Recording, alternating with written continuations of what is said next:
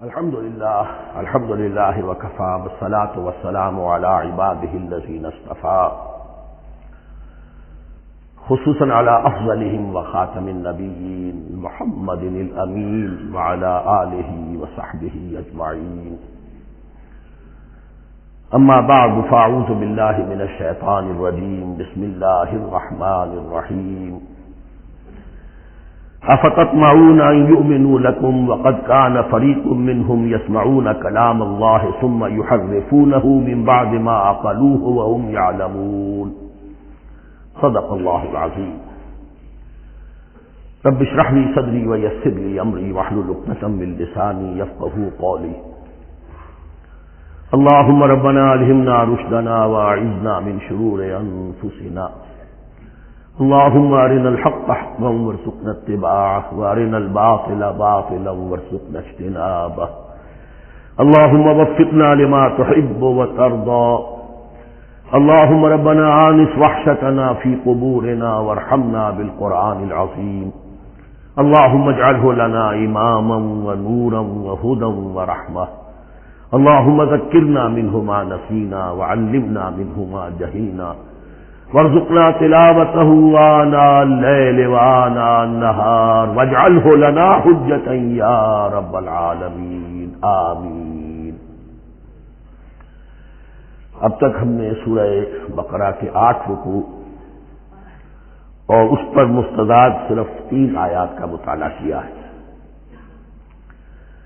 آج میں چاہتا ہوں کہ ہماری رفتار قدرے تیز ہو. تو یہ جو سلسلہ مضمون چل رہا ہے خطاب بے امت سابقہ امت مسلمہ بنی اسرائیل، ان کے ساتھ خطاب کا سلسلہ سورہ بقرہ میں 5ویں رکوع سے شروع ہوا اور 15ویں رکوع کے آغاز تک چلے گا. یہ 10 رکوع ہے. عرض کر چکا ہوں بار بار اور اس کو میں چاہتا ہوں آپ اچھی طرح ذہن نشین کر لیں کہ اس میں سے پہلا رکوع جو ہے وہ دعوت کا ہے، وہ بہت فیصلہ کن ہے. یہی وجہ ہے کہ دیکھیے اس رکوع کا آغاز ہوا یا بنی اسرائیل اذکروا نعمتی التی انعمت علیکم واوفوا بعہدی اوف بعہدکم وایای فارہبون.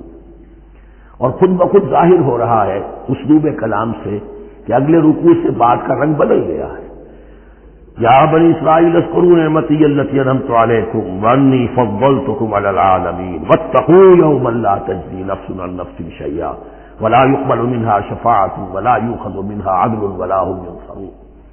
یہ تہدید کا انداز ہے، دھمکی کا انداز ہے. تو میں نے عرض کیا تھا کہ 5واں رکوع اس خطاب میں بمنزلہ فاتحہ ہے، بہت اہم. اور بقیہ جو 9 رکوع ہیں ان میں بریکٹ کا انداز ہے کہ 2 آیتوں سے بریکٹ شروع ہوتی ہے، انہی 2 آیتوں پر بریکٹ ختم ہوگی.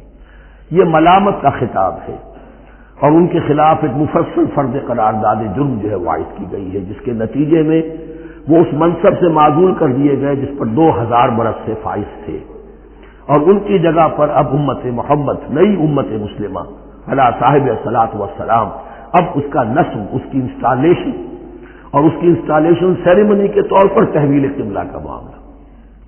یہ ضبط کلام اگر سامنے نہ رہے تو انسان کھو جاتا ہے قرآن مجید کی طویل صورتوں کو پڑھتے ہوئے کہ بات کہاں سے چلی تھی، کدھر جا رہی ہے، کیا ربط ہے، کیا تعلق ہے، سیاق کلام کیا ہے. اس کو میں اس لیے بار بار، حالانکہ مجھے معلوم ہے کہ وقت کم ہے لیکن میں اس چیز کو زیادہ اہمیت دے رہا ہوں.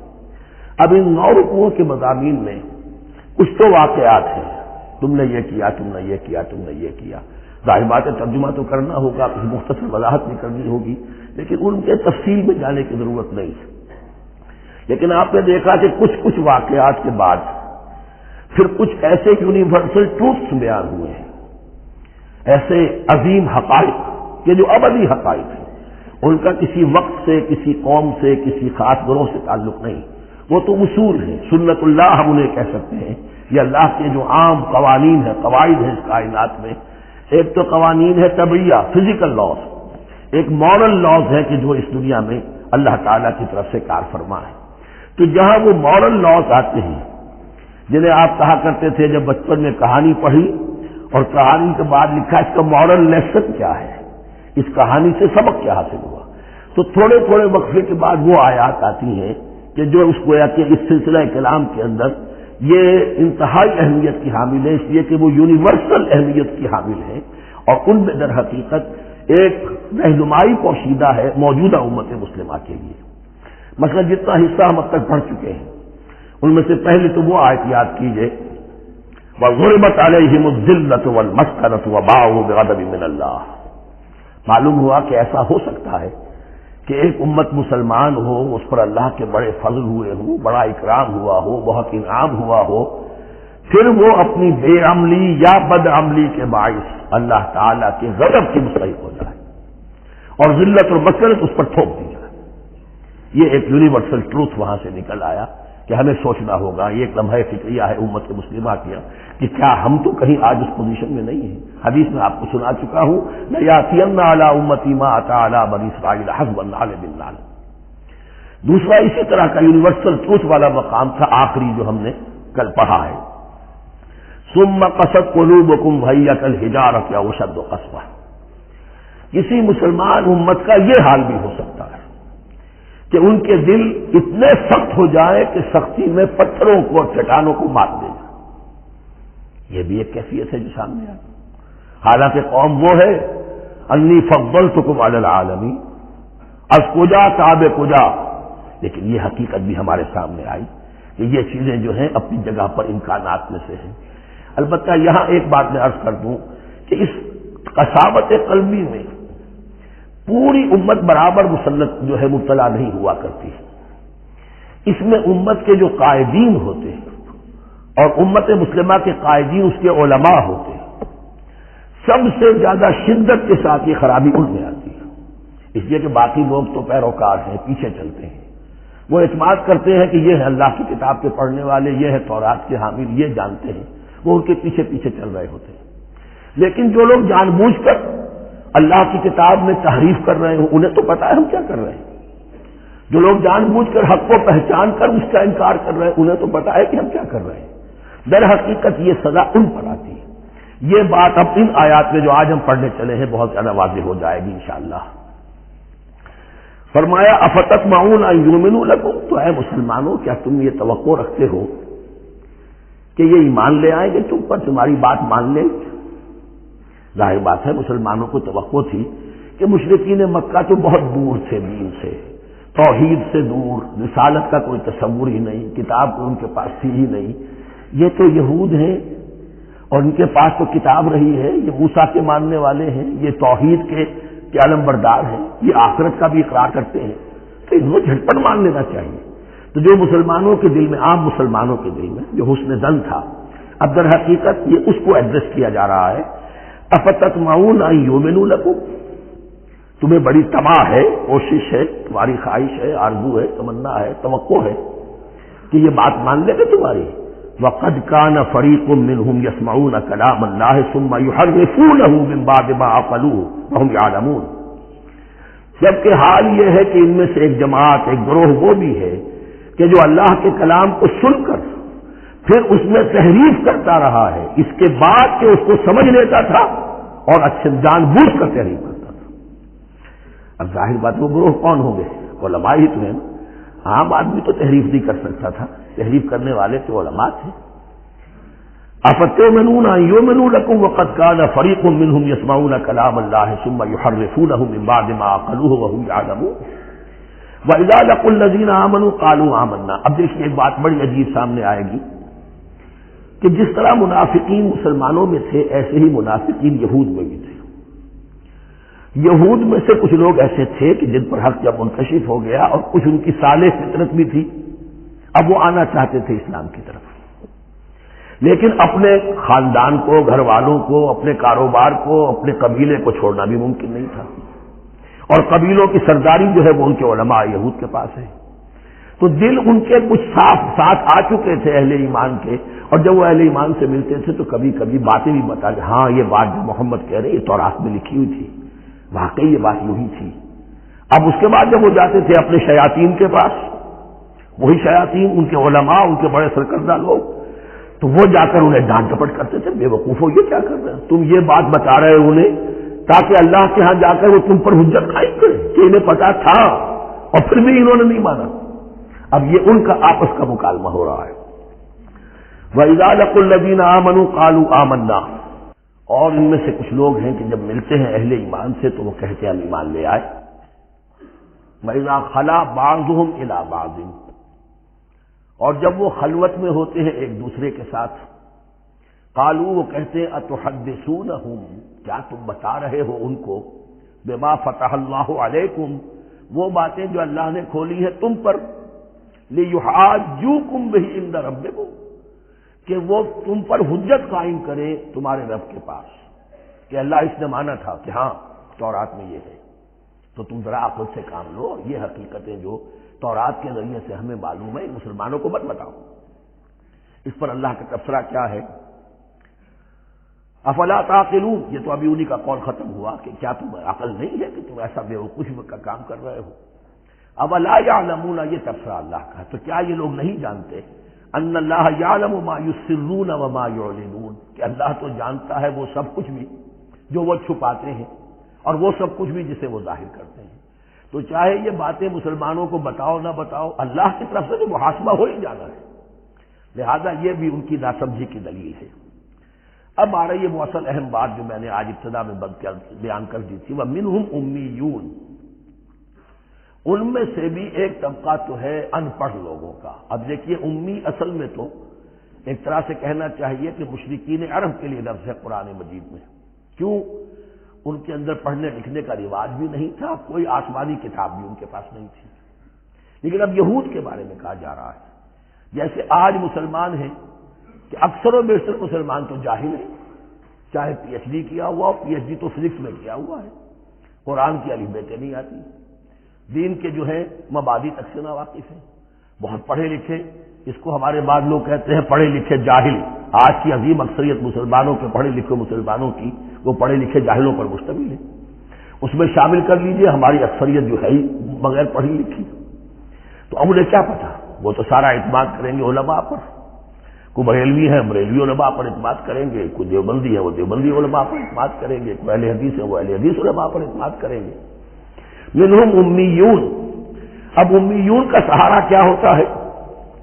منہم امیون لا یعلمون الکتاب الا امانیہ، وہ کتاب سے تو واقف نہیں ہوتے، اپنی کچھ خواہشات ہیں کہ جن کو جانتے ہیں۔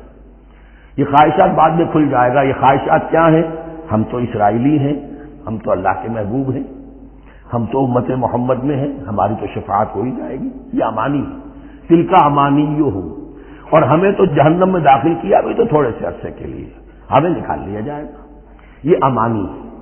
تو ان کے پاس تو یہ تو ان امانی، امنیہ کہتے ہیں خواہش، امانی اس کی جمع ہے، یہ اپنی خواہشات، انگریزی کا لفظ صحیح تعبیر کرے گا وشفل تھنکنگ، یہ اپنی اس وشفل تھنکنگ کے سہارے جی رہے ہیں، علم ان کے پاس ہے ہی نہیں۔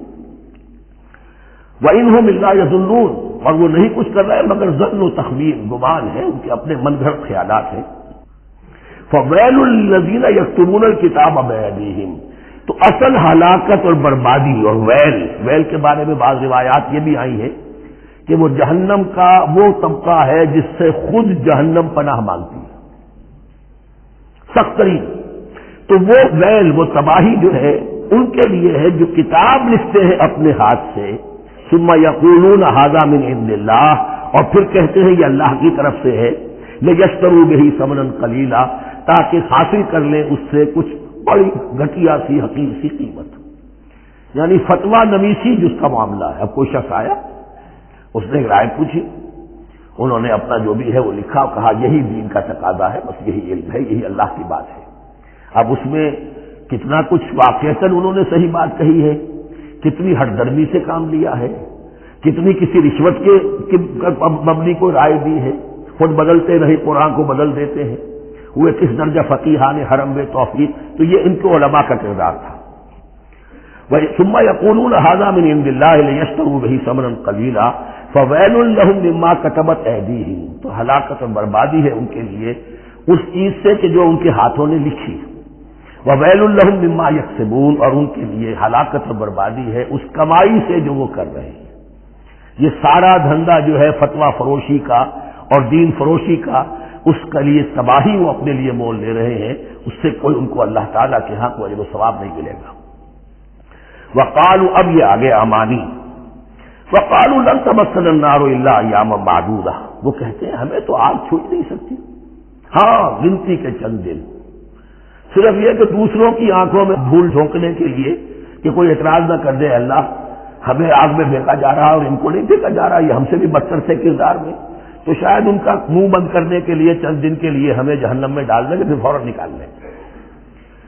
وقالوا لن تمسنا النار الا ایاما معدودہ، اور وہ کہتے ہیں کہ نہیں چھو سکتی ہمیں آگ مگر گنتی کے چند دن. قل اتخذتم عند اللہ عہدا، ان سے کہیے کیا تم نے اللہ سے کوئی عہد لے لیا ہے، کوئی قول و قرار ہو گیا ہے. فلن یخلف اللہ عہدہ، کہ تمہیں یہ یقین ہے کہ اللہ اپنے عہد کے خلاف نہیں کرے گا. ام تقولون علی اللہ ما لا تعلمون، یا تم اللہ کی طرف اس بات کی نسبت کر رہے ہو، تہمت جب لگا رہے ہو، جڑ رہے ہو یہ بات اللہ پر جو تم نہیں جانتے، جس کے لیے تمہارے پاس کوئی علم نہیں ہے. بلا من کسب سیئۃ، اب یہ انتہائی وہ یونیورسل ٹروتھ جو ہے جو میں نے کہا تھا، ابدی حقائق، اس کی عظیم ترین حقیقت آ رہی ہے، نوٹ کیجئے. بلا کیوں نہیں، من کسب سیئۃ، جس شخص نے جان بوجھ کر ایک گناہ کمایا، لیکن گناہ بڑا، کبائر، صغائر نہیں. سیئۃ یہ اس کی جو تنکیر ہے وہ ایک کا فائدہ بھی دے رہی ہے اور تفہیم کا بھی. جس نے بھی جان بوجھ کر کسبا، ایک گناہ کمایا، فاحاطت میں ہی خطیئتہ، اور اس کی خطا نے اس کا گھیراؤ کر لیا. یعنی ایک ہی گناہ ہے، سود کھا رہا ہے، باقی نماز ہے، تہجد ہے، یہ ہے وہ ہے، لیکن اس ایک گناہ کی برائی بھی اتنی اس کے گرد جو ہے چھا جائے گی کہ پھر اس کی یہ ساری نیکیاں ختم ہو کر رہ جائیں. ایک گناہ. بلا من کسب سیئۃ واحاطت بہ خطیئتہ فاولئک اصحاب النار هم فیہا خالدون. اس میں ہمارے مفسرین نے یہ لکھا ہے کہ اس کی خطا کاری اتنی اس کے اوپر چھا جائے کہ ایمان کا کوئی اثر باقی نہ رہے. اور المعاصی برید الکفر، یہ علماء کے ہاں اصول ہے کہ یہ جو گناہ ہوتے ہیں یہ ڈاک ہے کفر کی، ہوتے ہوتے گناہ پر مداومت اگر اس پر چلتا ہے تو اصل میں ہوتے ہوتے ہوتا یہ ہے کہ اسے پتہ بھی نہیں ہوتا، وہ اپنے آپ کو مسلمان سمجھتا ہے، اندر سے ایمان ختم ہو چکا ہوتا ہے. دیمک کی طرح جو ہے وہ دروازے کی چوکھٹ جو ہے کھائی گئی، اوپر صرف ایک ونیئر لگا ہوا ہے جو نظر نہیں آ رہا. یہ عقل جو ہے اللہ نے دیمک کو بھی دی ہے کہ چھوٹی سی چھپتی چھوڑ دینا تاکہ دھوکہ کھاتے رہیں لوگ گھر والے، باقی یہ کہ اندر سے کھوکھلا کر دیا. اولئک اصحاب النار، یہ آگ والے ہیں، ہم فیہا خالدون، جو اس میں ہمیشہ ہمیشہ رہیں گے. یہ ہے قاعدہ کلیہ، قرآن کا قطعی اور ابدی فیصلہ. والذین آمنوا وعملوا الصالحات، ہاں اس کے برعکس جو لوگ ایمان لائیں اور نیک عمل کریں. اب نیک عمل میں ہر شخص نے اپنا اپنا نظریہ بنا رکھا ہے. مراد نیک عمل قرآن مجید کا کیا ہے؟ دین کے سارے تقاضوں کو ادا کرنا، وہ نیک عمل ہوگا. آپ نے ایک نیکی لے لی، یتیم خانہ کھول دیا، بڑی فاؤنڈیشن بنا دی، بیواؤں کا انتظام ہو رہا ہے، لیکن کاروبار میں سودی لین دین ہے، جھوٹ ہے، فریب ہے، دھوکہ ہے، سب چل رہا ہے. تو یہ نہیں ہے. دین کے تقاضے یہ بھی ہے کہ دین کو قائم کرنے کی جد و جہد میں لگو، اس کی شرائط پوری کرو. تو فرمایا والذین آمنوا وعملوا الصالحات اولئک اصحاب الجنہ هم فیہا خالدون، وہ ہیں جنت والے اور وہ اس میں ہمیشہ ہمیشہ رہیں گے. وَإِذْ أَخَذْنَا مِيثَاقَ بَنِي إِسْرَائِيلَ لَا تَعْبُدُونَ إِلَّا اللَّهَ، اور یاد کرو جب کہ ہم نے بنی اسرائیل سے عہد لیا تھا تم نہیں عبادت کرو گے کسی کی سوائے اللہ کے.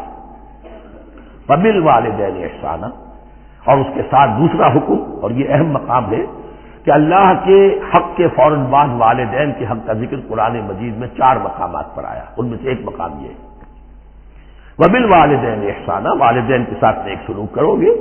وَذِي الْقُرْبَىٰ، اور قرابت داروں کے ساتھ بھی، وَالْيَتَامَىٰ، اور یتیموں کے ساتھ بھی، وَالْمَسَاكِينَ، اور محتاجوں کے لیے بھی، وَقُولُوا لِلنَّاسِ حُسْنًا، اور لوگوں سے اچھی بات کہو، اچھی بات کہو، صحیح بات کہو، امر بالمعروف کرتے رہو، نیکی کی دعوت دیتے رہو. وَأَقِيمُوا الصَّلَاةَ وَآتُوا الزَّكَاةَ، اور نماز قائم کرو، قبائل قائم رکھو اور زکوٰۃ ادا کرو گے. یہ گویا کہ معاہدہ ہو رہا ہے. ثُمَّ تَوَلَّيْتُمْ، پھر دیکھو تم نے اس سے پیٹھ موڑ لی. إِلَّا قَلِيلًا مِنكُمْ، سوائے تم میں سے تھوڑے سے لوگوں کے. وَأَنْتُمْ مُعْرِضُونَ، اور تم ہو ہی پھر جانے والے. تمہاری یہ عادت گویا کہ طبیعت ثانیہ ہے. اب ایک خاص مثال آ رہی ہے، اس کے بعد پھر ایک بہت بڑا یونیورسل ٹروتھ آئے گا۔ مثال کیا ہے؟ اللہ نے ان سے ایک عہد لیا تھا، وَإِذْ أَخَذْنَا مِيثَاقَكُمْ، ہم نے تم سے یہ عہد بھی لیا تھا، لَا تَسْفِكُونَ دِمَاءَكُمْ، دیکھو اپنا خون نہیں بہاؤ گے، یعنی آپس میں جنگ نہیں کرو گے، لڑو گے نہیں، تم بنی اسرائیل ایک وحدت بن کر رہو گے، جیسے کہ قرآن مجید میں آیا ہے انما المؤمنون اخوۃ، تم بھائی بھائی ہو، لا تسفكون دماءکم، اپنا خون نہیں بہاؤ گے، ولا تخرجون انفسکم من دیارکم، اور نہ ہی تم نکالو گے اپنے کچھ لوگوں کو ان کے گھروں سے۔ اب یہاں مجھے وضاحت کرنی پڑے گی ورنہ بات سمجھ میں نہیں آئے گی کہ جب حضرت یوشع ابن نون کی سرکردگی میں بنی اسرائیل نے فلسطین کو فتح کرنا شروع کیا، اور سب سے پہلے جیریکو فتح کیا گیا شہر، اس کے بعد جب سارا فلسطین فتح کر لیا تو انہوں نے ایک مرکزی حکومت قائم نہیں کی، 12 قبیلوں نے 12 حکومتیں بنا لی، جیسے 12 چشمے تھے پانی کے ویسی 12 حکومتیں۔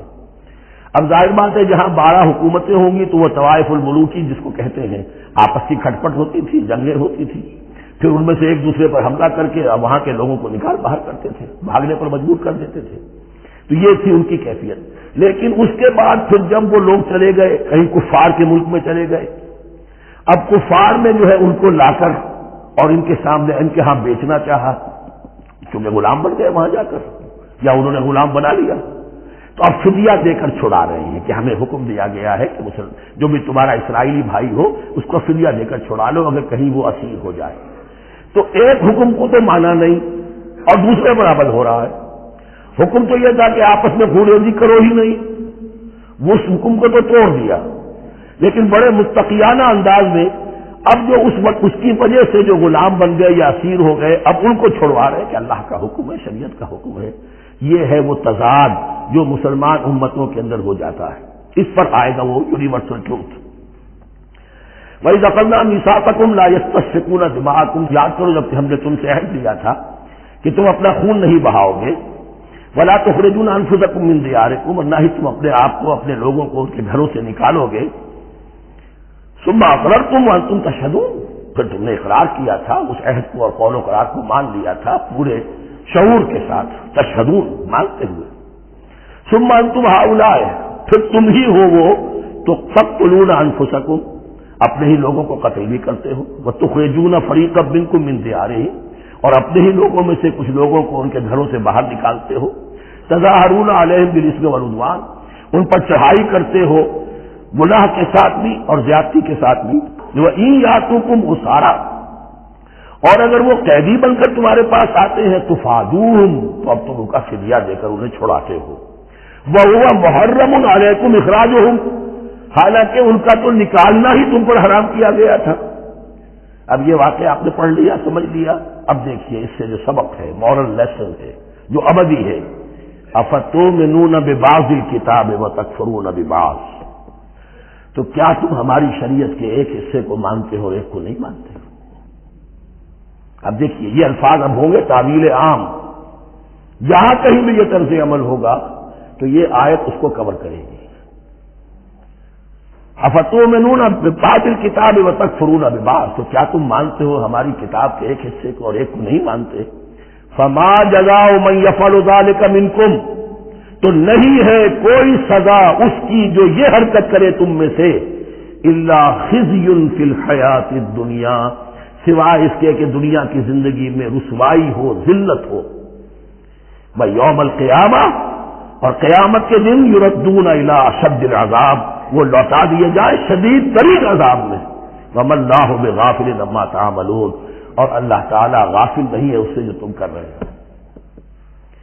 آج امت مسلمہ پر 100% یہ آیت منطبق ہو رہی ہے، پورے دین پر چلنے کو تیار نہیں، ہر گروہ نے کوئی ایک شے حلال کر لی اپنے لیے، ملازم پیشہ طبقہ ہے، رشوت حلال ہے، کیا کرے اس کے بغیر گزارا نہیں ہوتا، کاروباری طبقہ ہے، سود کیا کرے اس کے بغیر تو یہ کاروبار چلتا نہیں، ہر ایک کے لیے، ہر ایک میں، یہ جو طوائف ہے ان سے جا کے پوچھیے وہ بھی کہتے کیا کریں ہم، ہمارا یہ دھندا ہے، ہم بھی محنت کرتی ہیں، مشقت کرتی ہیں۔ ابھی ٹی وی پر میں نے دیکھا بنگال کی پروسٹیٹیوٹس مسلمان جو ہیں ان کے کچھ انٹرویوز لیے گئے کہ ہم پر کیوں پابندی عائد کرنے کی کوشش کی جا رہی ہے، یہ بھی ایک محنت ہے جو ہم کرتی ہیں، اور یہ کہ ان میں سے آپ کو یہ بھی معلوم ہے کہ ان میں سے بعض ایسی ہوتی ہے وہ جب محرم کے دن آئیں گے کالے کپڑے پہنے گی، جلوسوں کے ساتھ ہوگی، اور یہ مزاروں کے اوپر اکثر و بیشتر وہی ہوتی ہیں، دمال کھیلتی ہیں، جو کچھ کرتی ہیں، وہ نیکی ان کے ہاں بھی ہے۔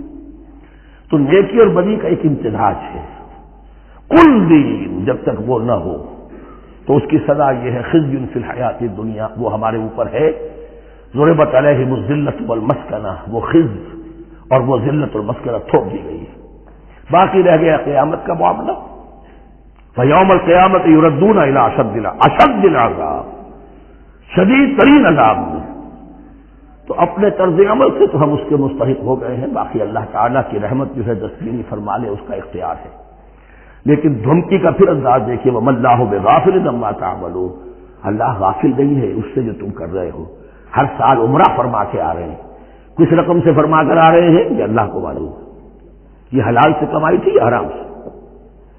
رمضان مبارک میں حرم میں پہلی صف میں جگہ ریزرو کرائی ہوئی ہے سیٹ صاحب نے، اور وہاں کے شرطوں کو بھی رشوتیں دیتے ہیں، اور وہ سمجھتے ہیں کہ ہم تو سارا نہا دھو کر آ گئے، سال بھر جو بھی حرام کمائی کی تھی سب پاک ہو گئی۔ اللہ نا واقف نہیں ہے، اللہ تمہاری داڑھیوں سے دھوکہ نہیں کھائے گا، اللہ تمہارے اماموں سے اور ابا اور قبا سے دھوکہ نہیں کھائے گا۔ He knows you through and through. He sees you through and through. وَمَا اللَّهُ بِغَافِلٍ عَمَّا تَعْمَلُونَ أُولَٰئِكَ الَّذِينَ اشْتَرَوُا الْحَيَاةَ الدُّنْيَا بِالْآخِرَةِ، یہ وہ لوگ ہیں جنہوں نے دنیا کی زندگی اختیار کر لی ہے آخرت کو چھوڑ کر۔ فَلَا يُخَفَّفُ عَنْهُمُ الْعَذَابُ وَلَا هُمْ يُنصَرُونَ، تو اب ان کے لیے نہ تو ان سے عذاب میں تخفیف کی جائے گی اور نہ ان کی کوئی مدد کی جائے گی۔ وَلَقَدْ آتَيْنَا مُوسَى الْكِتَابَ وَقَفَّيْنَا مِن بَعْدِهِ بِالرُّسُلِ، اور ہم نے موسیٰ کو کتاب دی تورات، اور قفینا من بعدہ بالرسل، اور پھر اس کے بعد پے بپے لگاتار ہم رسول بھیجتے رہے۔ ایک بات نوٹ کر لیجیے گا، لفظ رسول اور لفظ نبی میں کچھ فرق ہے، اس وقت تفصیل میں جانے کا موقع نہیں ہے، لیکن یہ تین جوڑے الفاظ کے ایسے ہیں قرآن مجید کی اصطلاحات کے کہ وہ تینوں مترادف کے طور پر بھی استعمال ہو جاتے ہیں اور علیحدہ علیحدہ اپنا مفہوم بھی رکھتے ہیں۔ اور اس کا ایک اصول یہ علماء نے بنایا ہے کہ اذا اجتمع تفرقا وَإِذَا تَفَرَّقَا اجتمعا، ایک ہے ایمان اور اسلام، اب یہ بھی مسلم مومن ایک ہی شے ہے، لیکن یہ کہ ایک شے تو نہیں ہے، کچھ فرق بھی ہے۔ کہیں جہاں ان دونوں الفاظ کو لایا جائے گا بالمقابل تو فرق نظر آ جائے گا، لیکن عام طور پر مسلم کی جگہ مومن، مومن کی جگہ مسلم استعمال ہو جائے گا۔ call the rose by any name it will smell as sweet۔ اس طرح جہاد اور قتال کا معاملہ ہے، دو الفاظ ہیں، مختلف ہیں، مفہوم جدا بھی ہے لیکن ایک دوسرے کی جگہ آ بھی جائیں گے۔ تیسرے نبی اور رسول فرق ہے، ہر نبی رسول نہیں ہوتا، ہر رسول نبی ہے، یعنی نبی عام ہے، رسول خاص ہے۔ نبی کو جب کسی خاص قوم کی طرف معین طور پر بھیج دیا جاتا ہے تب وہ رسول ہو جاتا ہے، اس سے پہلے اس کی حیثیت ایک ولی اللہ کی ہے، بہت اعلیٰ درجے کا اللہ کا دوست اور ولی جس پر وحی آ رہی ہے۔ عام ولی اللہ میں اور نبی میں فرق یہ ہے، ان پر وحی آتی ہے، ان پر وحی نہیں آتی، لیکن اس نبی کو اگر اب آپ بھیج دیں گے تو جاؤ اذهب الى فرعون، اب وہ رسول ہو گئے، جاؤ اب مدین کی طرف الى مدین اخاهم شعیبا، اب رسول ہو گئے۔ تو یہ فرق ہے نبی اور رسول کا۔ جیسے آپ کے ہاں سی ایس پی کاڈر ہے، اب وہ ڈی سی بھی لگ سکتا ہے، کہیں وہ جوائنٹ سیکرٹری لگا ہوا ہے، کہیں ناپسندیدہ آدمی ہے تو او ایس ڈی لگایا ہوا ہے کہیں، لیکن اس کا کاڈر برقرار رہے گا، سی ایس پی تو ہے۔ اسی اعتبار سے ہر نبی ہر حال میں نبی ہے، لیکن اس کو اضافی کیفیت ملتی ہے رسول کی۔ اور ایک بات یہ نوٹ کر لیجئے، نبیوں کو قتل بھی کیا گیا ہے، رسول قتل نہیں ہو سکتے۔ اللہ کا فیصلہ یہ ہے کہ لَأَغْلِبَنَّ أَنَا وَرُسُلِي، میں اور میرے رسول تو غالب آ کر رہیں گے۔ جب بھی کسی قوم نے کسی رسول کی جان لینے کی کوشش کی ہے، اس قوم کو برباد کر دیا گیا اور رسول اور اس کے ساتھیوں کو بچا لیا گیا۔ یہ معاملہ ہوا ہے اللہ کا تمام رسولوں کے ساتھ، نبیوں کے ساتھ نہیں۔ حضرت یحییٰ نبی تھے، قتل کر دیے گئے۔ حضرت عیسیٰ رسول سے قتل نہیں کیے جا سکتے تھے، ان کو زندہ آسمان پر اٹھا لیا گیا، اب وہی دوبارہ آئیں گے۔ تو رسول جو ہے وہ قتل نہیں ہوتا، اور اسی اعتبار سے حضور کی بڑی گہری تمنا تھی، لَوَدِدتُّ أَنْ أُقْتَلَ فِي سَبِيلِ اللَّهِ ثُمَّ أُحْيَا ثُمَّ أُقْتَلَ ثُمَّ أُحْيَا، میری بڑی خواہش ہے میں اللہ کی راہ میں قتل ہو جاؤں، پھر زندہ کیا جاؤں، پھر قتل کیا جاؤں، پھر اللہ کی راہ میں پھر زندہ کیا جاؤں، پھر قتل کیا جاؤں، لیکن اللہ نے یہ خواہش آپ کی پوری نہیں کی۔ اس لیے کہ آپ اللہ کے رسول تھے۔ اب یہاں نوٹ کیجئے گا، یہاں لفظ رسول تو آ گیا ہے لیکن یہ نبی کے معنی میں ہے۔ اب فیدا من بعدہ بالرسل، اس لیے کہ رسول حضرت موسیٰ کے بعد حضرت عیسیٰ ہی ہے، درمیان میں پروفٹس ہیں، prophets of the old testament, یہ انبیاء ہیں لیکن ان کے لیے لفظ رسول آ گیا ہے۔ وآتینا عیسیٰ ابن مریم البینات وأیدناہ بروح القدس، اور ہم نے عیسیٰ کو بڑی واضح نشانیاں دی، حصی معجزات جتنے حضرت مسیح کو دیے گئے ہیں ویسے اور کسی نبی کو نہیں دیے گئے، یہ بعد میں تذکرہ آ جائے گا سورہ آل عمران میں۔ اور ہم نے مدد کی ان کی روح القدس کے ساتھ، حضرت جبرائیل کی خاص تائید انہیں حاصل تھی۔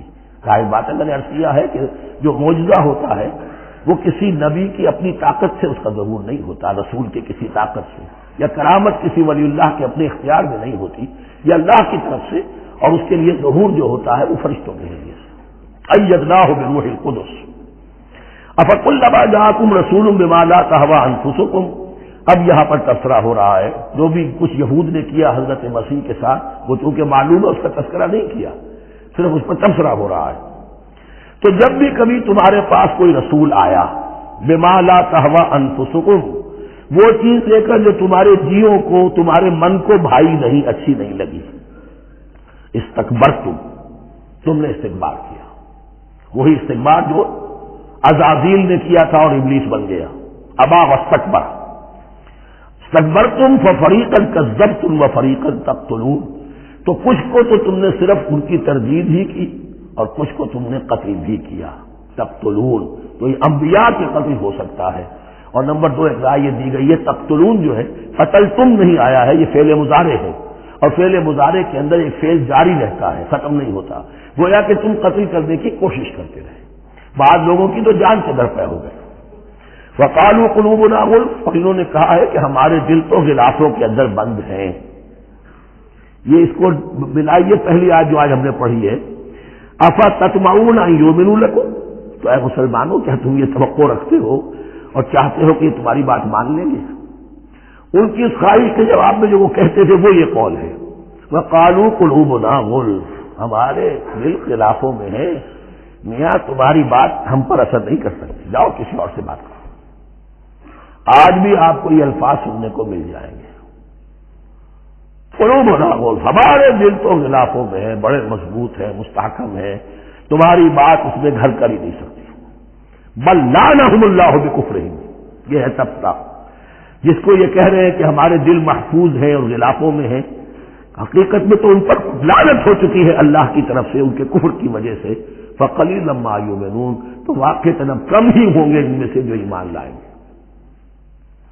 ولما جاءہم کتاب من اللہ مصدق لما معہم، اب یہاں پر ذکر ہو رہا ہے خود حضور صلی اللہ علیہ وسلم کا، اور جب آ گئی ان کے پاس کتاب اللہ کے پاس سے، یعنی یہ قرآن، مصدق لما معہم، جو اس کی تصدیق کرتے ہوئے آیا جو ان کے پاس ہے۔ میں اس کی وضاحت کر چکا ہوں، قرآن ایک طرف تصدیق کرتا ہے تورات اور انجیل کی، اور دوسری طرف وہ مصداق بن کر آیا ہے تورات اور انجیل کی پیشن گوئیوں کا۔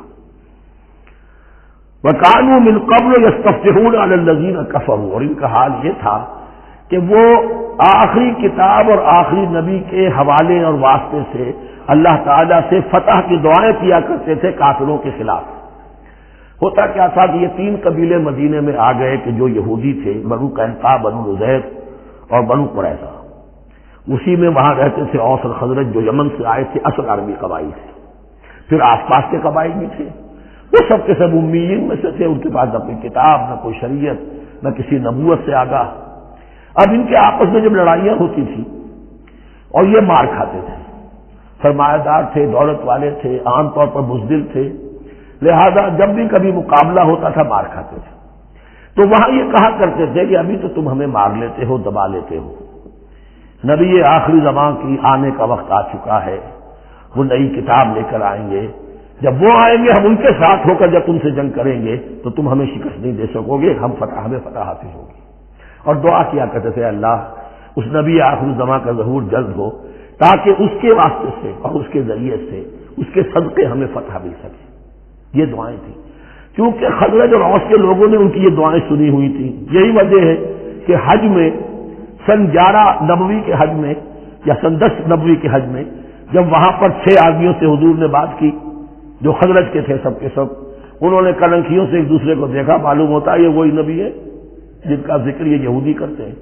تو اس سے پہلے کہ وہ ایمان لائے تم ایمان لے، گویا کہ وہ علم بالواسطہ طور پر جو انہیں پہنچا تھا وہ ان کے لیے کتنا بڑا سرمایہ بن گیا، ان کے نجات کا ذریعہ بن گیا۔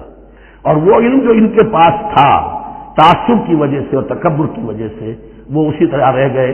فَذَهَبَ اللَّهُ بِنُورِهِمْ وَتَرَكَهُمْ فِي ظُلُمَاتٍ لَا يُبْصِرُونَ صُمٌّ بُكْمٌ عُمْيٌ فَهُمْ لَا يَرْجِعُونَ۔ وَلَمَّا جَاءَهُمْ كِتَابٌ مِّنْ عِندِ اللَّهِ مُصَدِّقٌ لِّمَا مَعَهُمْ وَكَانُوا مِن قَبْلُ يَسْتَفْتِحُونَ عَلَى الَّذِينَ كَفَرُوا فَلَمَّا جَاءَهُم مَّا عَرَفُوا كَفَرُوا بِهِ، تو جب ان کے پاس آ گئے وہ چیز جسے انہوں نے پہچان لیا پھر انہوں نے کفر کیا۔ فَلَعْنَةُ اللَّهِ عَلَى الْكَافِرِينَ، تو اللہ کی لعنت ہے ایسے کافروں پر۔ بئس ما اشتروا به انفسهم ان يكفروا بما انزل الله بغيا ان ينزل الله من فضله على من يشاء من عباده، بہت بری شے ہے جس کے عوض کہ انہوں نے اپنی جانوں کو فروخت کر دیا۔ یعنی دنیا کا حقیر سا نفع، یہاں کی حقیر سی مسندیں، یہاں کا جو بھی چودراہٹیں ہیں، جو بھی ان کی حیثیت ہے، صرف اس کا قربانی دینے کو تیار نہیں، یہی تو سبب ہے، اس کی وجہ سے کفر کر رہے ہیں پہچان کر۔ تو بری ہے وہ شے جس کے لیے انہوں نے اپنے آپ کو بیچ دیا۔ ان یکفروا، کہ وہ کفر کر رہے ہیں اس وجہ سے بما انزل اللہ بغیا، جو اللہ نے نازل فرمایا ہے، اور کفر کیوں کر رہے ہیں اس زدہ میں ان ينزل اللہ من فضلہ علی من یشاء من عبادہ، کہ اللہ تعالیٰ نے نازل کر دیا ہے اپنے اس فضل میں سے اپنے بندوں میں سے جس پر چاہا۔ وہ اس امید میں تھے کہ وہ اسرائیلی ہی ہوگا۔ جب 1400 برس تک نبوت ہمارے پاس رہی، اب فترت کا زمانہ ہے، 600 برس گزر گئے، اب آخری نبی آنا ہے، ان کو گمان یہ تھا وہ ہم میں سے ہی ہوگا۔ یہاں یہ ہوا کہ یہ رحمت اللہ کی اور یہ فضل جو ہے بنی اسماعیل پر ہو گیا۔ اس کی وجہ سے زدم زدہ بغین، اس بغین کے لفظ کو اچھی طرح نوٹ کر لیجئے، یہ اختلاف جو ہوتا ہے دین میں اس کا اصل سبب یہ بغین کا لفظ آئے گا بار بار قرآن مجید میں۔ یہ بغین کیا ہے؟ جسے عہد حاضر کے ایک خاص جو مکتب فکر ہے سائیکالوجی کا، ایڈلر کا، اس میں یہ قرار دیا گیا ہے کہ انسان کے جو موٹیوز ہیں، جو اس کا انسٹنکٹس ہیں، ان میں بہت پاورفل موٹیو جو ہے to dominate, urge to dominate. میں اس کی بات کیوں مانوں، یہ کیوں نہ میری مانے، یہ ڈومینیشن۔ تو بغیا کے معنی بھی ہے حد سے بڑھنا، تجاوز کرنا۔ تو وہ اپنی حد سے بڑھ کر دوسروں کے اوپر روب گاجنے کے لیے یہ سارا انہوں نے کیا، اس وجہ سے کہ بنی اسماعیل کے ایک شخص محمد صلی اللہ علیہ وسلم پر اللہ تعالیٰ نے یہ رحمت نازل فرما دی۔ فباؤوا بغضب علی غضب، تو وہ لوٹے غضب پر غضب لے کر، یعنی تہ برتہ غضب ہے ان پر اللہ تعالیٰ کا۔ وللکافرین عذاب مہین، اور ایسے کافروں کے لیے اہانت آمیز، مہین اہانت سے بنا ہے، اہانت آمیز عذاب ہے۔ وَإِذَا قِيلَ لَهُمْ آمِنُوا بِمَا أَنزَلَ اللَّهُ، جب ان سے کہا جاتا ایمان لاؤ اس پر جو اللہ نے نازل فرمایا، قَالُوا نُؤْمِنُ بِمَا أُنزِلَ عَلَيْنَا، ہم ایمان رکھتے ہیں اس پر جو ہم پر نازل ہوا۔ وَيَكْفُرُونَ بِمَا وَرَاءَهُ، اور وہ کفر کر رہے ہیں جو اس کے پیچھے ہے۔ انہوں نے انجیل کا کفر کیا، حضرت مسیح کو نہیں مانا۔ انہوں نے محمد کا کفر کیا ہے صلی اللہ علیہ وسلم، اور قرآن کو نہیں مانا۔ وَهُوَ الْحَقُّ مُصَدِّقًا لِمَا مَعَهُمْ، اور وہ کفر کر رہے ہیں حالانکہ وہ حق ہے، سچ ہے، درست ہے، اور تصدیق کرتے ہوئے آیا ہے اس کی جو ان کے پاس ہے۔ قل، اے نبی ان سے کہیے، فَلِمَ تَقْتُلُونَ أَنبِيَاءَ اللَّهِ، یہاں وہ لفظ واضح ہو گیا، تو پھر کیوں تم قتل کرتے رہے ہو اللہ کے نبیوں کو، من قبل، اس سے پہلے۔ ایسے ہی حق پرست ہو، ایسے ہی جو کچھ تم پر نازل کیا گیا اس پر ایمان رکھنے والے ہو، تو تم نے نبیوں کو کیوں قتل کیا؟ تم نے زکریا کو کیوں قتل کیا علیہ الصلوۃ والسلام؟ تم نے یحییٰ کو کیوں قتل کیا علیہ الصلوۃ والسلام؟ تمہارے تو ہاتھ جو ہے نبیوں کے خون سے آلودہ ہے۔ فَلِمَ تَقْتُلُونَ أَنبِيَاءَ اللَّهِ مِن قَبْلِ إِن كُنتُم مُّؤْمِنِينَ، اگر واقعتاً تم ایمان والے ہو۔ وَلَقَدْ جَاءَكُم مُوسَىٰ بِالْبَيِّنَاتِ، تمہارے پاس موسیٰ آئے تھے کھلی تعلیمات لے کر، واضح معجزے لے کر۔ ثُمَّ اتَّخَذْتُمُ الْعِجْلَ مِن بَعْدِهِ، پھر تم نے اس کے بعد اس کی غیر حاضری میں بچڑے کو اپنا معبود بنا لیا، وانتم ظالمون، اور تم ظالم ہو۔ وَإِذْ أَخَذْنَا مِيثَاقَكُمْ وَرَفَعْنَا فَوْقَكُمُ الطُّورَ، یاد کرو جب کہ ہم نے تم سے عہد لیا تھا اور تمہارے اوپر کوہ طور کو معلق کر دیا تھا۔ خُذُوا مَا آتَيْنَاكُمْ بِقُوَّةٍ، پکڑو اس کو مضبوطی کے ساتھ جو ہم نے تمہیں دیا ہے۔ وَاسْمَعُوا، اور سنو۔ قَالُوا سَمِعْنَا وَعَصَيْنَا، انہوں نے کہا ہم نے سنا اور نافرمانی کی۔ یہ ان کی ایک اور بیماری تھی، الفاظ کو ذرا سا چکر دے کر ایسے پڑھنا کہ مفہوم جو ہے بالکل بدل جائے۔ کوئی اعتراض کرے تو کہے گا کوئی شخص کہ اپنے کانوں کا جا کے میل نکلوائیے، میں نے تو اطعنا کہا تھا، آپ کو آفیدہ سننے میں آئی ہے۔ لیکن وہ اپنے لوگ جو ہوتے تھے ان کے منافقوں کے، اور آپس میں جو ہوتے تھے وہی منافق اس وقت حضرت موسیٰ کے ساتھ کردار تو ایک ہی رہا ہمیشہ سے۔ اس کردار کے لوگ جو ہے یہ حرکتیں کرتے تھے اور پھر ان سے سرزنش کی جاتی کہ بھائی ہم نے تو کہا تھا سمعنا وأطعنا، آپ کے اپنی سماعت میں تو خلل ہوگا۔ قالوا سمعنا وعصینا، ہم نے سنا اور ہم نے رد کیا، نافرمانی کی۔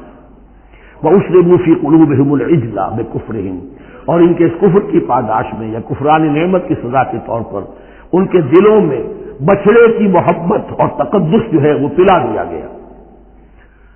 قُلْ بِئْسَ مَا يَأْمُرُكُم بِهِ إِيمَانُكُمْ إِن كُنتُم مُّؤْمِنِينَ، کہیے ان سے بری ہیں یہ باتیں، برا ہے وہ جس کا کہ حکم دے رہا ہے تمہیں تمہارا ایمان کے ساتھ یہ حرکتیں۔ ان کنتم مؤمنین، اگر تم مومن ہو تو کیا ایمان کے ساتھ یہ حرکتیں ممکن ہوتی ہیں؟ قُلْ إِن كَانَتْ لَكُمُ الدَّارُ الْآخِرَةُ عِندَ اللَّهِ خَالِصَةً مِّن دُونِ النَّاسِ فَتَمَنَّوُا الْمَوْتَ إِن كُنتُمْ صَادِقِينَ۔ پھر یہ ایک یونیورسل ٹروتھ آ رہا ہے، بہت اہم، اس کو کرتے ہوئے خود انٹروسپیکشن کی ضرورت ہے پڑھتے ہوئے، کیونکہ ان کا یہ خیال تھا نحن ابناء اللہ وحباؤہ، ہم تو اللہ کے بڑے چہیتے ہیں، بڑے لاڈلے ہیں، اولیاء ہیں، ہم پسندیدہ لوگ ہیں، we are the chosen people of the lord, یہ ان کا کہنا جو ہے یہ تو ان کی بڑی کھلی بات ہے۔ اور ان کا کہنا ہے کہ آخرت کا گھر تو ہمارے لیے ہے ہی ہے، اٹھا لو۔ اب دیکھیے لٹمس ٹیسٹ ان کے سامنے رکھا جا رہا ہے، لیکن یہ لٹمس ٹیسٹ میرے اور آپ کے لیے بھی ہے۔ قُلْ إِن كَانَتْ لَكُمُ الدَّارُ الْآخِرَةُ عِندَ اللَّهِ خَالِصَةً مِّن دُونِ النَّاسِ، اے نبی ان سے کہیے کہ اگر تمہارے لیے آخرت کا گھر اللہ کے پاس خالص کر لیا گیا ہے دوسرے لوگوں کو چھوڑ کر، یعنی تمہاری ریزرویشن ہو چکی ہے وہاں، تمہارے لیے تو جنت ہی جنت ہے، فَتَمَنَّوُا الْمَوْتَ إِن كُنتُمْ صَادِقِينَ، تو اگر تم سچے ہو تو تمہیں موت کی تمنا کرنی چاہیے، موت کی تمنا کرو۔ اگر اتنا ہی یقین ہے جنت میں داخل ہونے کا تو دنیا میں رہنا تو برقرار ہونا چاہیے۔ یہاں کی تو بہت سی کلفتیں ہیں، بہت سی محنتیں ہیں، مشقتیں ہیں، کتنی کتنی کوفت اٹھانی پڑ جاتی ہے۔ یقین اگر ہو کہ آخرت ہے اور وہاں میرا مقام جنت میں ہے تو زندگی تو لائبلٹی معلوم ہونی چاہیے، ایسٹ معلوم نہیں ہونا چاہیے۔ پھر تو دنیا سجن نظر آنی چاہیے، جیسا کہ حدیث میں فرمایا گیا الدنیا سجن المومن و جنت الکافر، یعنی کم سے کم یہ کہ دنیا میں زیادہ رہنے کی آرزو تو نہ ہو، یہ کم سے کم ہے۔ آخرت پر ایمان، اور اگر اپنا معاملہ اللہ کے ساتھ خلوص پر ہے، دھوکے بازی پہ نہیں ہے۔ بل الانسان علی نفسہ بصیرہ، ہر انسان کو معلوم ہے میں کہاں کھڑا ہوں، آپ کا دل آپ کو بتا دے گا آپ اللہ کے ساتھ دھوکے بازی کر رہے ہیں یا آپ کا معاملہ اللہ کے ساتھ خلوص و اخلاص پر مبنی ہے۔ اگر یقین ہے کہ خلوص و اخلاص پر ہے تو پھر تو یہ ہے کہ زندگی ایسٹ نہیں لائبلٹی، اور دنیا باغ نہیں قید خانہ نظر آنا چاہیے، اور اس میں انسان رہتا ہے ایک مجبوراً اللہ نے بھیجا ہے رہنا ہے، جو اس کی طرف سے ذمہ داریاں عائد کی گئی ہیں وہ ادا کرنی ہے، لیکن یہاں رہنے کی خواہش یہ اگر ہے تو یا تو آخرت پر ایمان نہیں یا اپنا اللہ کے ساتھ معاملہ خلوص اور اخلاص پر مبنی نہیں۔ دس از دی لٹمس ٹیسٹ۔ فَتَمَنَّوُا الْمَوْتَ إِن كُنتُمْ صَادِقِينَ وَلَن يَتَمَنَّوْهُ أَبَدًا، اور یہ ہرگز نہیں کریں گے تمنا اس کی موت کی، بِمَا قَدَّمَتْ أَيْدِيهِمْ، بسبب ان کرتوتوں کے جو ان کے ہاتھوں نے آگے بھیجے ہوئے ہیں۔ ہر شخص کو معلوم ہے میں نے کیا کمائی کی ہے، کیا بھیجی ہے۔ واللہ علیم بالظالمین، اور اللہ ان ظالموں سے بخوبی واقف ہے۔ وَلَتَجِدَنَّهُمْ أَحْرَصَ النَّاسِ عَلَىٰ حَيَاةٍ، اور تم انہیں دیکھو گے اس دنیا کی زندگی پر تمام انسانوں سے بڑھ کر حریص وَمِنَ الَّذِينَ أَشْرَكُوا، یہاں تک کہ مشرکوں سے زیادہ حریص ہے۔ اور یہ بات صحیح ہے، اہل ایمان کے ساتھ مقابلہ مشرکین نے کیا، کھل کر میدان میں آ کر کیا، ڈٹ کر کیا، اپنی جانیں اپنے باطل معبودوں کے لیے قربان کی۔ یہودی نہیں لڑ سکے، من ورائے جدر، فصیلوں کے پیچھے سے اور ادھر سے، لیکن سامنے آ کر مقابلہ نہیں کر سکے، اس لیے کہ انہیں جانیں بہت عزیز تھی۔ وَلَتَجِدَنَّهُمْ أَحْرَصَ النَّاسِ عَلَىٰ حَيَاةٍ وَمِنَ الَّذِينَ أَشْرَكُوا، حتیٰ یہ کہ مشرکین سے بھی زیادہ یہ دنیا کی زندگی کے حریص ہیں۔ يَوَدُّ أَحَدُهُمْ لَوْ يُعَمَّرُ أَلْفَ سَنَةٍ، ان میں سے ہر ایک کی یہ خواہش ہے کہ کسی طرح اس کی عمر 1000 برس ہو جائے۔ وَمَا هُوَ بِمُزَحْزِحِهِ مِنَ الْعَذَابِ أَن يُعَمَّرَ، اور اگر ان کو معمر کر بھی دیا جائے، طویل زندگی دے بھی دی جائے، تو عذاب سے تو چھٹکارا نہیں ملے گا، آخرت تو بالآخر تو آنی ہے۔ واللہ بصیر بما یعملون، اور اللہ دیکھ رہا ہے جو کچھ کہ وہ کر رہے ہیں۔ قل من کان عدوا لجبریل فإنه نزله على قلبك، اب جیسا کہ میں نے عرض کیا کہ ان کا خیال یہ تھا کہ آخری نبوت کا وقت تو قریب ہے، ہوگا وہ کوئی اسرائیلی ہوگا ہم میں سے، معاملہ ہو گیا تلپٹ، اللہ نے ان کی آزمائش اتنی بڑی کر لی کہ جنہیں حقیر سمجھتے تھے، بڑی امیین ہیں، ان پڑھ ہیں، نہ ان کے پاس کتاب، نہ کوئی شریعت، نہ کوئی قانون، نہ کوئی ضابطہ، کچھ بھی نہیں۔ اللہ نے ان میں سے ایک آدمی کو، ایک شخص کو چن لیا، لہذا ان کے لیے اب ان کے اندر دشمنی پیدا ہوئی، کس سے؟ گالیاں دینے لگے حضرت جبرائیل کو، اس نے دشمنی کی ہمارے ساتھ، آ تو رہا تھا پیغام ہم میں سے کسی کے لیے، لے گیا ادھر۔ اور یہ بات آپ کو شاید بڑی عجیب لگے، لیکن یہ کہ شیخ احمد سرہندی رحمۃ اللہ علیہ نے اپنے مکاتیب میں یہ لکھا ہے کہ اہل تشیع کا ایک فرقہ ایسا بھی رہا ہے، میں نہیں جانتا کہ آج بھی ہے یا نہیں ہے، جس کو غرابیہ کہتے تھے، غرابیہ۔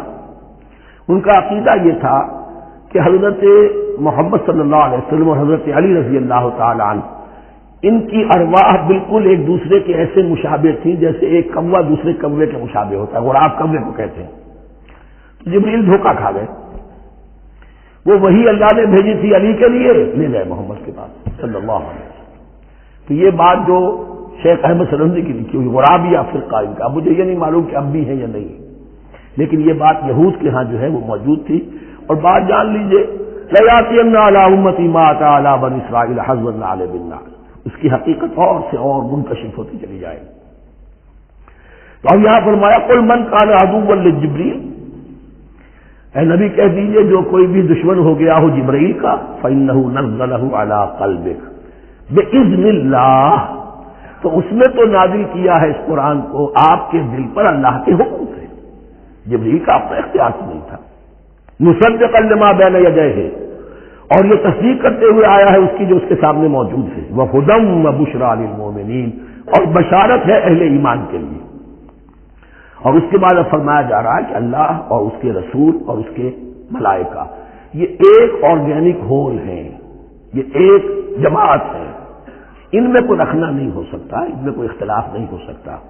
اگر کوئی جبریل کا دشمن ہے تو وہ اللہ کا دشمن ہے، اگر کوئی اللہ کے سچے رسول کا دشمن ہے تو وہ اللہ کا دشمن ہے، جبریل کا بھی دشمن ہے۔ من کان عدوا للہ وملائکتہ ورسلہ وجبریل ومیکال فإن اللہ عدو للکافرین، تو کان کھول کر سن لو، جو کوئی بھی دشمن ہے اللہ کا اور اس کے فرشتوں کا اور اس کے رسولوں کا اور جبرائیل کا اور میکائیل کا، تو اللہ تعالیٰ کی طرف سے بھی اعلان ہے کہ اللہ ایسے کافروں کا دشمن ہے۔ وَلَقَدْ أَنزَلْنَا إِلَيْكَ آيَاتٍ بَيِّنَاتٍ، اور اے نبی ہم نے آپ کی طرف نازل کر دی ہے روشن آیات۔ وَمَا يَكْفُرُ بِهَا إِلَّا الْفَاسِقُونَ، اور انکار نہیں کرتے ان کا مگر وہی کہ جو سرکش ہے۔ وَمَا يُضِلُّ بِهِ إِلَّا الْفَاسِقِينَ، تیسرے رکوع میں جو سورہ بقرہ کے الفاظ آئے تھے۔ أَوَكُلَّمَا عَاهَدُوا عَهْدًا نَبَذَهُ فَرِيقٌ مِّنْهُمْ، تو جب بھی کبھی انہوں نے کوئی عہد کیا، اللہ سے میثاق کیا، اللہ کے رسولوں سے کوئی عہد کیا، نَبَذَهُ فَرِيقٌ مِّنْهُمْ، ان میں سے ایک گروہ نے اس معاہدے کو پھینک دیا اٹھا کر۔ بل اکثرهم لا یؤمنون، بلکہ ان کی اکثریت جو ہے ایمان سے خالی ہے، جیسا کہ حال آج امت مسلمہ کا ہے۔ مسلمان ہیں، ایمان حقیقی، ایمان قلبی، یقین والا ایمان وہ کتنوں کو حاصل ہے؟ دون اب ان کو چراغ رخ زیبا لے کر۔ وَلَمَّا جَاءَهُمْ رَسُولٌ مِّنْ عِندِ اللَّهِ مُصَدِّقٌ لِّمَا مَعَهُمْ نَبَذَ فَرِيقٌ مِّنَ الَّذِينَ أُوتُوا الْكِتَابَ، پھر وہی بات، اور جب آئے ان کے پاس اللہ کی طرف سے ایک رسول، نبی محمد صلی اللہ علیہ وسلم، مصدق لما معہم، اور تصدیق کرتے ہوئے آئے ہیں اس کی جو ان کے پاس موجود ہے، ان کے ساتھ ہے۔ نبذ فریق من الذین اوتوا الکتاب کتاب اللہ وراء ظہورہم، ان کی ایک گروہ، ان کی ایک جماعت نے اللہ کی کتاب کو اپنی پیٹھوں کے پیچھے پھینک دیا، کأنہم لا یعلمون، گویا کہ وہ جانتے ہی نہیں، انجانے سے وہ کر رہے تھے، ہمیں کچھ پتہ نہیں۔ ان کے عوام پوچھتے ہوں گے کیا یہ وہی نبی ہے جن کا ذکر تم نے کیا پڑے؟ کوئی یقین سے نہیں کہہ سکتے، کچھ ابھی دیکھیں گے، تیل دیکھو، تیل کی دھار دیکھو، کأنہم لا یعلمون، جیسے وہ علم نہیں۔ واتبعوا ما تتلو الشیاطین علی ملک سلیمان، اب ایک اور حقیقت نوٹ کیجئے، جب کسی مسلمان امت میں دین کی اصل حقیقت، اصل تعلیمات سے بہت پیدا ہوتا ہے تو رجحان کدھر ہو جاتا ہے؟ جادو، ٹونا، ٹوٹکا، تعویذ، عملیات، قرآن کی عملیات۔ قرآن اترا تھا کسی اور کے لیے، کام کے لیے، یہ اس کو ذریعہ بناتے ہیں دشمن کو زیر کرنے کے لیے۔ محبوب آپ کے قدموں میں آ کر گرے گا، عمل قرآنی ہے، اتنے 100 روپے کا آپ دیجائے، یہ تو مل جائے گا۔ یہ دندے ہمارے ابھی چل رہے ہیں، خوب چلتے ہیں، اور میں سمجھتا ہوں کہ سب سے زیادہ فلرشنگ کاروبار جو ہے وہ اس طرح کا ہے۔ ہنگ لگے نہ پھٹکڑی، نہ آپ کو کوئی اس میں محنت کرنے کی ضرورت ہے، نہ اس کے اندر آپ کو انویسٹ کرنے کی ضرورت ہے، اور کاروبار چلتا۔ تو وہاں بھی کیا ہوا، واتبعوا، جب دین کی اصل حقیقت کو دور پھینک دیا، انہوں نے پیروی کی اس کی ما تتلو الشیاطین علی ملک سلیمان، جو شیاطین جن جو تھے، علی ملک سلیمان سے مراد ہے علی عہد ملک سلیمان، حضرت سلیمان کے زمانے میں، کیونکہ اللہ تعالی نے ان جنات کو حضرت سلیمان کے تابع کر دیا تھا، تو وہاں پر چونکہ ان کا اب جو ہے کوئی میل جول زیادہ تھا لوگوں کے ساتھ، تو وہ انہیں کچھ اس قسم کی چیزیں سکھاتے رہتے تھے، گویا کہ اندر سے تخریب کاری۔ واتبعوا ما تتلو الشیاطین علی ملک سلیمان وما کفر سلیمان ولکن الشیاطین کفروا، اور سن لو، سلیمان نے کبھی کفر نہیں کیا، بلکہ یہ شیاطین تھے کہ جو کفر کرتے تھے۔ جادو کفر ہے، لیکن آپ کو نقش سلیمانی آج تک بھی لفظ ملے گا، نقش سلیمانی۔ آج بھی مسلمان بھی ان چیزوں کو حضرت سلیمان کی طرف منسوب کر رہے ہیں، وہ ظلم اب بھی جاری ہے۔ وما کفر سلیمان ولکن الشیاطین کفروا یعلمون الناس السحر، وہ لوگوں کو جادو سکھاتے تھے۔ وما انزل علی الملکین ببابل ہاروت و ماروت، اور جو کچھ نازل کیا گیا 2 فرشتوں پر، ہاروت اور ماروت پر، بابل میں۔ بابل یہ ہے پرانا عراق، بیبیلونیا۔ نبوکدنضر بھی بیبیلونیا کا بادشاہ تھا، نمرود بھی بیبیلونیا کا بادشاہ تھا۔ عراق کے بادشاہوں کا لقب ہی تھا نمرود، نماردہ اس کی جمع ہے۔ تو حضرت سلیمان کی حکومت جب تھی تو وہاں پر یہ لوگ جنات جو ہیں وہ اس قسم کی تخریب کاری کر رہے تھے، تو اللہ تعالیٰ نے آخری آزمائش کے لیے 2 فرشتوں کو زمین پر اتارا، اور وہ انسانی شکل میں لوگوں کو جادو سکھاتے تھے، بتاتے بھی جاتے تھے دیکھو جادو کفر ہے، ہم سے مت سیکھو، لیکن اس کے باوجود لوگ سیکھتے تھے، تو گویا کہ ان پر اتمام حجت ہو گیا کہ اب ان کے اندر خباثت جو ہے پوری طریقے سے گھر کر چکی ہے۔ وما یعلمان من احد، اور وہ نہیں سکھاتے تھے کسی کو بھی، حتی یقولا انما نحن فتنۃ فلا تکفر، یہاں تک کہ وہ کہہ دیتے تھے کہ دیکھو ہم تمہاری آزمائش کے لیے بھیجے گئے ہیں، ہم فتنہ ہیں تو تم کفر مت کرو۔ فیتعلمون منہما ما یفرقون به بین المرء وزوجہ، تو وہ سیکھتے تھے ان دونوں سے وہ شے کہ جس کے ذریعے سے تفریق کر سکے ایک شخص اور اس کی بیوی کے درمیان، تفرقہ ڈالنا گھروں کے اندر، فساد۔ اب بھی یہ عورتوں کے اندر یہ کام بڑی تیزی کے ساتھ چلتے ہیں، تعویذ اور دھاگے اور کیا کچھ گنڈے چلتے ہیں۔ وما هم بضارین بہ من احد، اور نہیں تھے وہ ضرر پہنچانے والے کسی کو کچھ بھی الا باذن اللہ۔ ایمان کا تقاضا یہ ہے کہ چاہے کوئی دوا ہو وہ بھی باذن رب کام کرے گی، ورنہ نہیں۔ کوئی اور اسباب طبیعیہ ہے، ان کے بھی اثرات ظاہر ہوں گے اگر اللہ چاہے گا، اس کے بغیر کچھ نہیں ہو سکتا۔ جادو کا بھی اثر ہوگا تو اللہ کے اذن سے ہوگا۔ تو بندہ مومن کو ڈٹے رہنا چاہیے اور مقابلہ کرنا چاہیے۔ وما هم بضارین بہ من احد الا باذن اللہ ویتعلمون ما یضرهم ولا ینفعهم، اور وہ سیکھتے تھے ان سے وہ چیزیں جو ان کے لیے مضرت بخش تھی، ضرر پہنچانے والی، اور انہیں نفع نہیں پہنچاتی تھی۔ وَلَقَدْ عَلِمُوا لَمَنِ اشْتَرَاهُ مَا لَهُ فِي الْآخِرَةِ مِنْ خَلَاقٍ، حالانکہ یہ بات ان کے علم میں آ چکی تھی کہ جس نے بھی اس چیز کو حاصل کیا، جادو سیکھا، اس کا پھر آخرت میں کوئی حصہ نہیں ہے۔ وَلَبِئْسَ مَا شَرَوْا بِهِ أَنفُسَهُمْ، اور بری تھی وہ چیز جس کے لیے انہوں نے اپنے آپ کو فروخت کر دیا، لَوْ كَانُوا يَعْلَمُونَ، کاش کہ انہیں علم ہوتا۔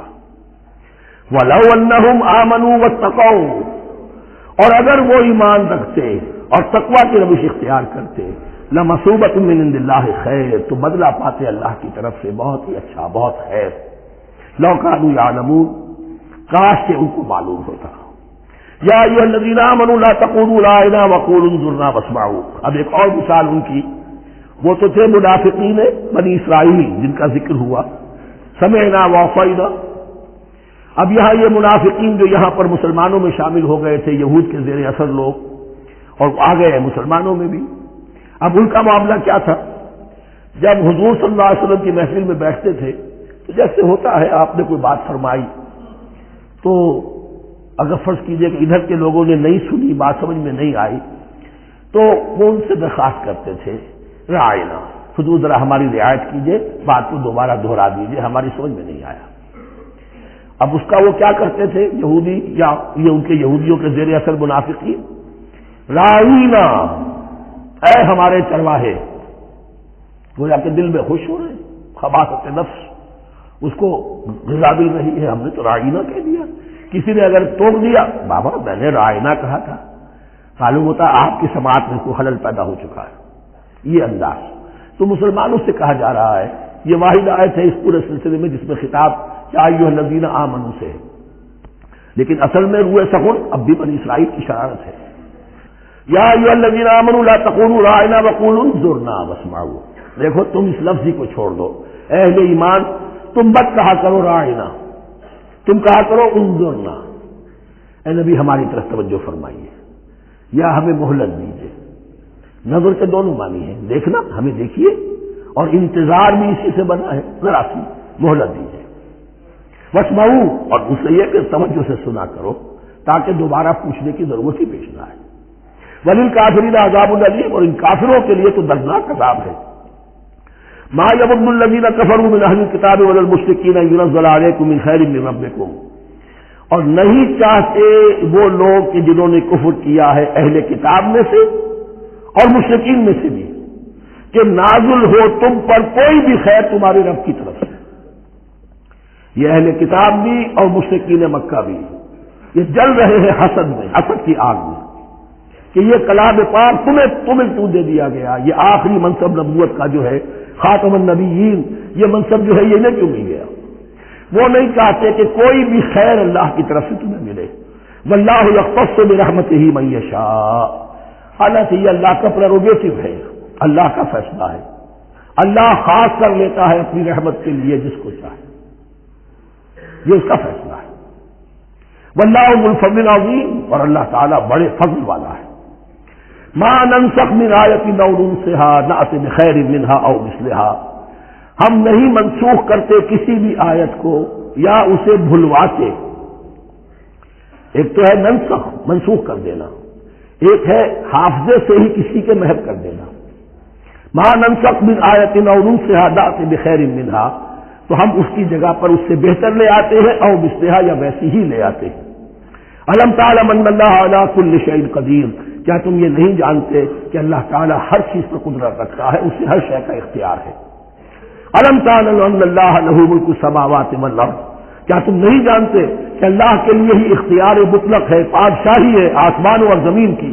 وما لکم من دون اللہ من ولی ولا نصیر، اور نہیں ہے تمہارے لیے اللہ کے سوا کوئی بھی نہ ولی اور نہ مددگار۔ بارک اللہ لی ولکم فی القرآن العظیم ونفعنی وإیاکم بالآیات والذکر الحکیم۔